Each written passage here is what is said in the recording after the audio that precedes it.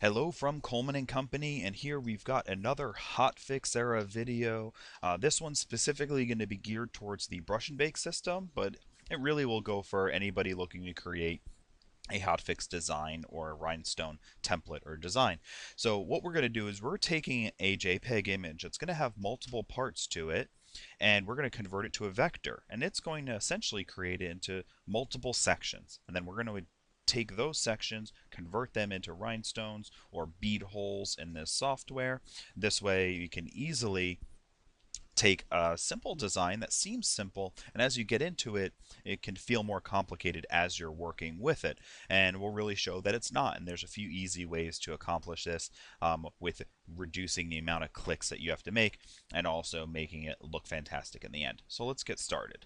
The first thing we're going to do is we're going to go ahead and click Open Image. We're in a new design. And I've got this flower. All right. And the first step is just to convert it to a vector. As we can see, it's a very small JPEG image. It is maybe an inch large. This is a very small image. So we need to convert this to a vector to be able to do anything with it. So we'll start here. And right now I've got the reduction down to 2 colors. And I'm just going to leave everything else default. And I'll click on filter. I see the 2 colors came. And I'll vectorize. And that's about simple. I mean, this image is nice and simple. It's just got separate pieces to it. So we're going to hit return, and now we've got our image. Now I'm going to adjust the size. So as you can see in the top corner there, it says how large we're making it.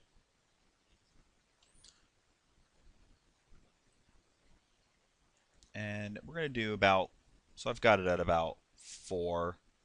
Let me go back here. Let me select the whole thing again. And as you can see here, it's about 3.5 by 4. That's about the size I want it to be. Now, as I mentioned, it's going to be multiple parts. So 1, 2, 3. Don't want that. There we go. 4, 5, and 6. So now we have to create, we're going to have to create these in different sections because we can run into overlaps and things like that on the rhinestones, on your beads, or on your template. So let's go get close up in here and go to Hotfix.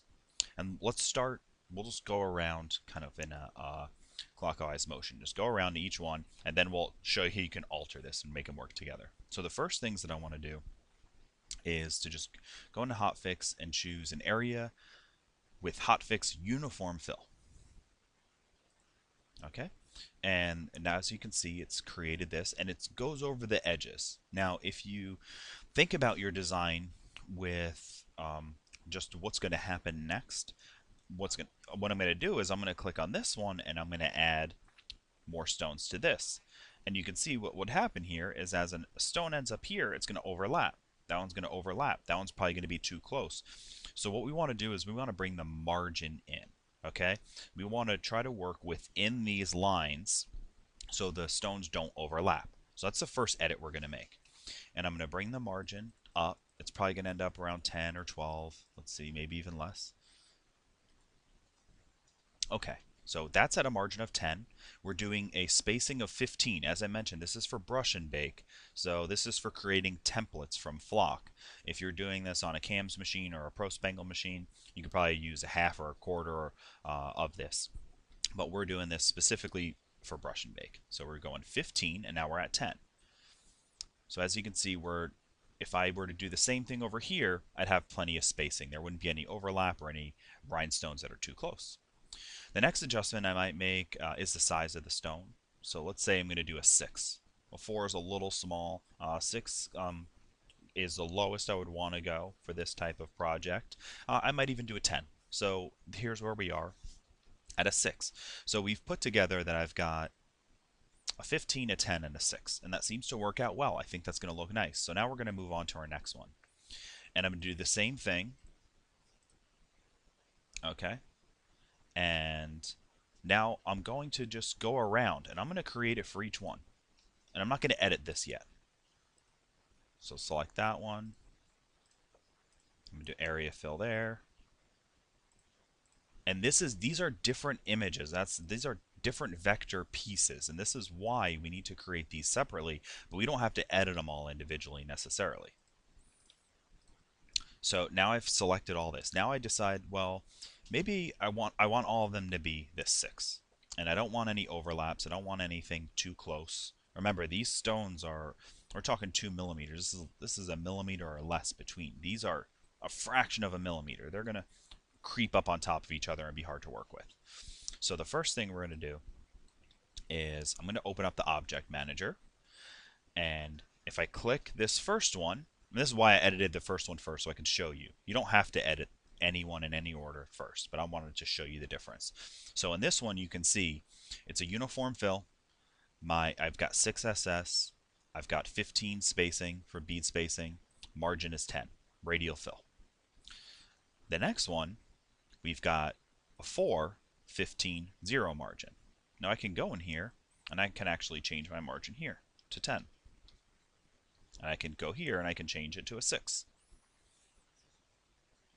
So let's use this cyan color stone to see it. And I'll hit tab and you can see it made the adjustment here. I can also do more than one. So I could select all of them and say I want to do a size 10 stone with a 10-point margin and a 15-point bead.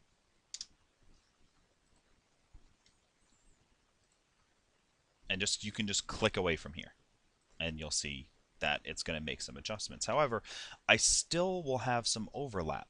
Okay, and actually I didn't even get all the margins set, so let me adjust my margins here. Alright, so let's see, these 0, 0, 0. Okay, let's select all my ones with 0 margin. This has a 10 margin,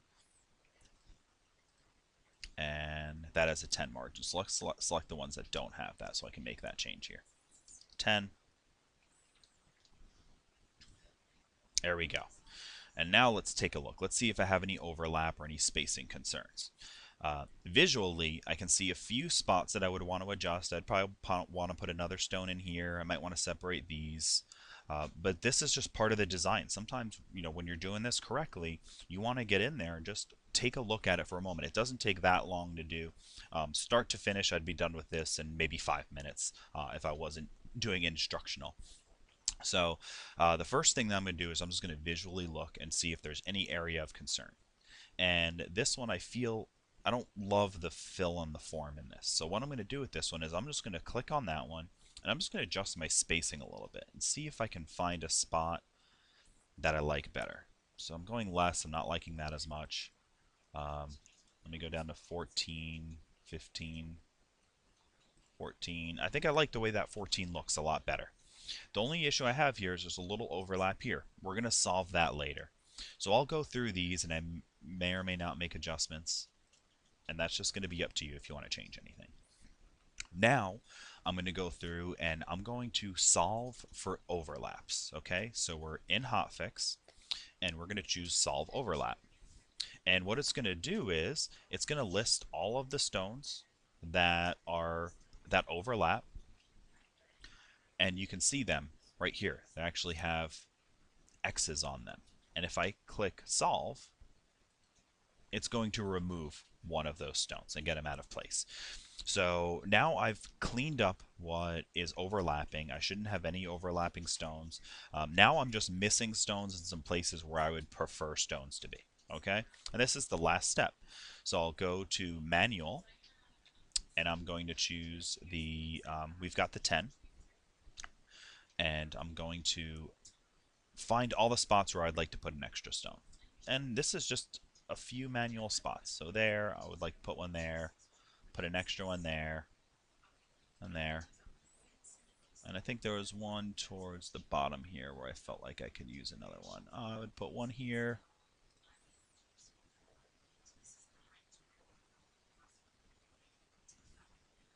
I'm not going to put one there. When I'm visualizing that in stones, that is going to look great. I wouldn't mind an extra one right here, though. And an extra one right here. So that's it. You just visually look at it and kind of get a visual. Now, the next thing you could do is you can actually click the simulation view, and you can get a pretty decent view of what it's going to look like. You can also go up to view here and hit simulation this way, and you can see what it's going to look like here. Now, it's sometimes this is a hard thing to really put together. So what I notice here is the flower doesn't pop as much with this. Is this the stamen? Maybe I may or may not have said the right word for that, but the reproductive part of the plant here, where the pollen is, I believe that's what that is. I don't think that that shows as much because it's the same color. So this is a situation where I might want to choose that to be a different size or color. So I'm going to go and I'm going to grab this tool right here. Okay, the select object. I'm going to select this one, and I'm going to choose this to either be a different size and or color. So I'm going to choose this one to be a size 6, and I'm going to choose it in this cyan color. Now you see what also happened here is I've got a few manual placed stones that don't match, right? So let's go through here. So it was this stone, as you can see, you'll see the selection pop up here, this stone and this stone. So I can actually choose right here my 6, or you could do, what was it, 9 and 10? I could do it that way as well. And you can hold shift or control to pick multiple ones, and that changes them. Oh, there was one more.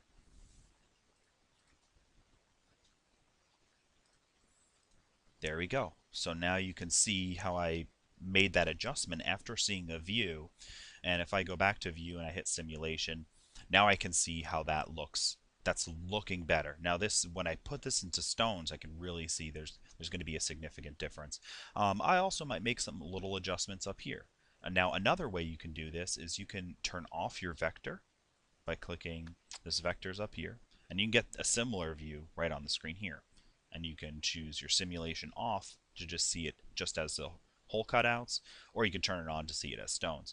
So what I might do here is I might turn that on and make this a little more uniform.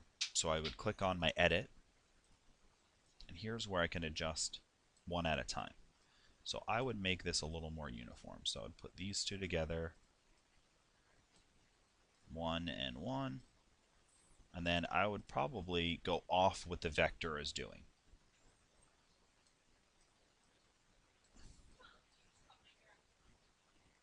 Like this.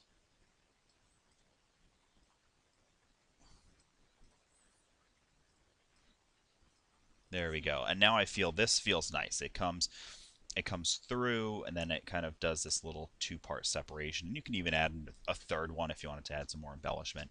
I also don't prefer the way that this lines up, how it goes from 2 to 1 so quickly here. So I could go like this. And this is what happens when you convert an image from a vector to stones. You have to kind of think in the lines of the stones.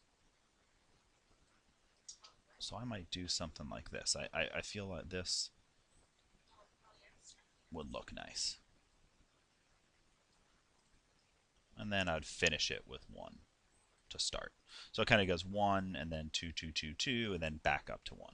And then I would bring these a little bit. So you can make some adjustments like this based on how the artwork would look. Now I think this is going to look great. We turn this into rhinestones. It's going to look really sharp. It's going to really pop on a shirt and look fantastic. So that is a little instructional of how we would take a multi-part image where we've got various pieces like this and convert it into rhinestones, and also using this object manager on the left to adjust various pieces at the same time or individually by clicking on them here and making adjustments, or by clicking on them here and making adjustments.